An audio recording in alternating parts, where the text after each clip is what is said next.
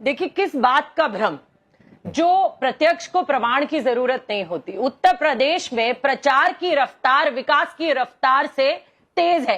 प्रचार आपको बहुत बड़े बड़े दिखेंगे। दूसरा, सरकार कैमरे पे मजबूत दिखती है, लेकिन धरातल पर आज बच्चे प्रदर्शन कर रहे हैं। कहीं नौकरी के लिए प्रदर्शन हो रहे हैं, कहीं भर्ती घोटालों के प्रदर्शन हो रहे हैं, कहीं पर्चे लीक के प्रदर्शन हो रहे हैं, कहीं रोज युवाओं को लट्ठों डंडे पड़ रहे हैं क्योंकि युवा अपने हक की बात कर रहा है। ये उत्तर प्रदेश की स्थिति है। अगर इतना ही जीरो टॉलरेंस है तो हमारे पास रोज कहीं ना कहीं किसी ना किसी इलाकों से बच्चियों के बलात्कार की खबरें, फांसी के फंदे पर लटकती खबरें क्यों नजर आती हैं, क्यों दिखती है हमें? अगर उत्तर प्रदेश में बुलडोजर बाबा का विकास इतना तेज रफ्तार पर है। असल में एमओयू बड़े बड़े साइन होते हैं, लेकिन धरातल पर शून्य है भारतीय जनता पार्टी। ये आज उत्तर प्रदेश की सच्चाई है। सड़कों के नाम पर आप देख लीजिए, गड्ढे, पानी जगह जगह भरा रहता है। एक बारिश में आप चल नहीं सकते। गाजियाबाद के इलाके में आ जाइए, मैं आपको दिखा देती हूँ। जगह जगह आज अगर कहीं आप देख रहे हैं तो जब जनता रिपोर्ट कार्ड मांग रही है ना इन लोगों से, तो इनके पास सिर्फ विज्ञापन है, सिर्फ विज्ञापन दिखते हैं रिपोर्ट कार्ड के नाम पर। अच्छा, जवाबदेही किसी की नहीं, किसी की नहीं। केंद्र से लेकर राज्य तक जवाबदेही किसी की नहीं है। आप किसी नेता का इस्तीफा नहीं मांग सकते। जो फेलियर से फेलियर नेता है वो अफसरों पर अपनी दादागिरी दिखाकर 4 अफसर को बर्खास्त करके ये दिखा देता है कि अच्छा कार्रवाई हो गई, कार्रवाई हो गई। अगर आपकी नाक के नीचे इतने बड़े बड़े घपले और घोटाले हो रहे हैं, देश के बच्चों का भविष्य गर्त में है, और आप किस मुंह से कुर्सी पर बैठे हैं? आप किस मुंह से कुर्सी पर बैठे हैं? अगर लगातार देश का बच्चा सड़क पर ये बता रहा है कि हमारा भविष्य आप गर्त में ले जाते जा रहे हैं, अगर लगातार किसान आत्महत्या कर रहे हैं, किसान को एमएसपी नहीं मिल रहा, दाम नहीं मिल रहे, फसल के दाम दुगने नहीं हो रहे, तो किस बात की आप सरकार चला रहे हैं? तो जैसे आदिल जी ने कहा, सेम मैं यही बात कहूंगी। नहीं, तो डॉली जी, इसमें एक छोटा सा सवाल है। अमेरिका के लोग उड़ा दे रहे हैं, हाँ। तो आज हमारे प्रधानमंत्री चुप क्यों है, मौन क्यों है? मनमोहन जी को मनमोहन डॉली जी, आपका ये सवाल वाजिब है, लेकिन कल ट्रंप ने एक और बात कह दी, ये हमने नहीं मारा, ईरान ने मारा। तो पहले तो तय हो जाए कि किसने मारा, क्या क्या। खैर छोड़ दीजिए, वो सवाल आपका था, जवाब भी आना चाहिए, मैं उससे इनकार नहीं कर रहा हूं। लेकिन मैं ये कह रहा हूं कि अगर मुद्दे ही इतने बड़े हैं तो ये चुनावी लूट वाला बहाना साल भर पहले से क्यों बना रहे हैं, और वो बहाना जो बिहार बंगाल में फुस हो गया? पहले आप एक बात बताइए, चाहे ईरान मारे चाहे अमेरिका मारे, जांच करना तो हमारी हिंदुस्तान की सरकार का काम है ना, कि वो तय करे, क्योंकि उनके नागरिक की जान खतरे में है। जहां 18 बच्चे आत्महत्या कर लेते हैं, और आत्महत्या करने के बाद भी देश का शिक्षा मंत्री का रिजाइन हमारे प्रधानमंत्री नहीं लेते, तो ये किसका फेलियर है बताइए? आप अमेरिका ईरान की बात कर रहे हैं, देश में सरकार का फेलियर है। और अगर ये बात विपक्ष कह देता है, अरे लोकतंत्र में जनता की आवाज विपक्ष की आवाज होती, तो अगर विपक्ष जनता की आवाज नहीं उठाएगा तो कौन उठाएगा? आज विपक्ष मजबूती से जनता की आवाज उठा रहा है, हाँ। और सरकार का उत्तरदायित्व है जवाब देना, अकाउंटेबिलिटी। मैं जवाब लेता हूं इस पर डॉली जी, आज इनकी है, ये जवाब देंगे। ठीक है, मैं जवाब लेता हूं। तोहिन सिन्हा इशारा भी कर रहे हैं, लेकिन आप मेरे सवाल का तो जवाब दे दीजिए। ये साल भर पहले से चुनावी लूट वाला बहाना क्यों? बोलिए।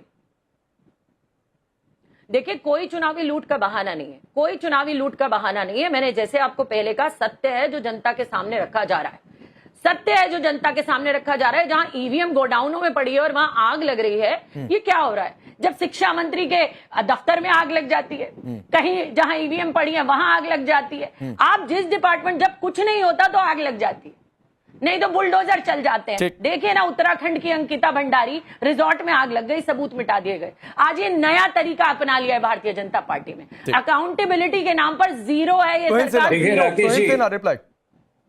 देखिए राकेश जी, इससे कोई इनकार नहीं कर सकता है कि जब एग्जाम पेपर लीक होती है, ये पूरे देश को शर्मसार करता है। लेकिन आज भी जनता का विश्वास केवल मोदी सरकार पर है कि ये त्रुटियों को हम सुधारेंगे। और तुरंत जो है, जब इस बार पेपर लीक हुआ तो ऐलान हो गया कि अगले साल ये पूरा जो नीट का पेपर है वो डिजिटल माध्यम से होगा, जिससे कि चीटिंग की गुंजाइश ही नहीं रहे। दूसरी बात, ये जो OSM जो ऑन स्क्रीन मार्किंग का सिस्टम है, ये विश्व के बेहतरीन सिस्टम्स में है, और पहली बार जब ये विश्व में जब देश के अंदर लागू हुआ है, तो कुछ त्रुटियां, कुछ जो है टेक्निकल फ्लॉज उसमें अपेक्षित थी, लेकिन उसमें भी 70,000 आवेदक आवेदक को आज लिस्ट कर कर एक प्रोसेस के जरिए वो सारे जो है उनके डाउट्स को क्लियर किए जा रहे हैं। तो आज भी देखिए विश्वसनीयता जो है मोदी, आज भी लोग मोदी सरकार पर ही विश्वास करते हैं कि इन सारी त्रुटियों को हम दूर करेंगे और नए सिस्टम को बहाल करेंगे।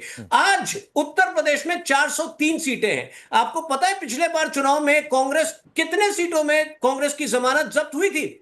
389 सीट में, अर्थात लगभग 95% सीटों में तो इनकी जमानत जब्त हुई थी। इसका क्या अर्थ है कि लोग जो है कदापि जो है कांग्रेस पर विश्वास करने को तैयार नहीं है। आज 36 साल हो गए, एक मिनट राकेश जी, आज 36 साल हो गए कांग्रेस पार्टी जो है उत्तर प्रदेश में सरकार में नहीं है। लास्ट टाइम 1990 में थी। आज भी जनता के मन में कांग्रेस के प्रति क्रोध है। क्यों?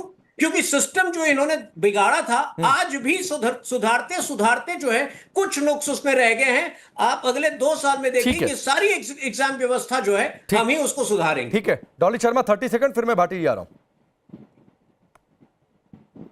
हूं आदिल भाई। बिल्कुल, इनसे ये बताइए, यूपी पुलिस कांस्टेबल रिक्रूटमेंट घोटाला 2024, UP PSC RO exam 2024 paper leak, ठीक है, video village development officer recruitment scam 2018, ठीक है, assistant professor recruitment exam.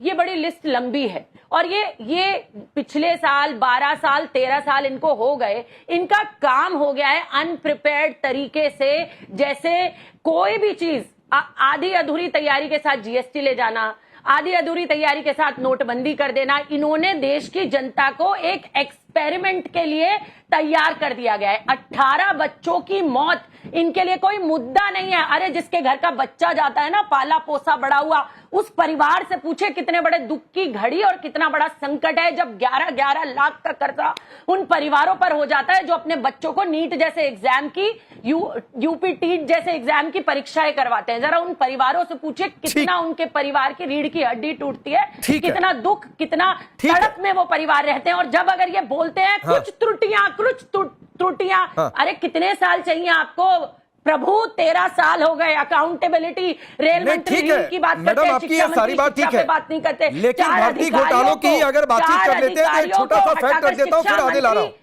Dolly जी, एक छोटा मंत्री शिक्षा मंत्री इस्तीफा दें। ठीक है 18 तारीख से राहुल गांधी निकल भी रहे हैं, इसकी चर्चा आगे होती रहेगी। लेकिन आपने भर्ती घोटाले और इन तमाम चीजों की बातचीत की डॉली शर्मा जी, तो उत्तर प्रदेश लोक सेवा आयोग भर्ती घोटाला किस काल में हुआ था यह भी आपको याद होना चाहिए।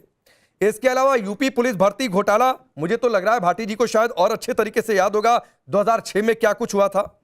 एपीएस भर्ती घोटाला 2010 में क्या कुछ हुआ था। बहुत सारी बातें हैं और ये हर सरकारों में। दुख की बात यह है, चाहे आपकी सरकार, इनकी सरकार और इनकी सरकार रही हो, कोई अछूता नहीं रहा इस तरीके के विवादों से। जनता पिस रही है। नहीं सर,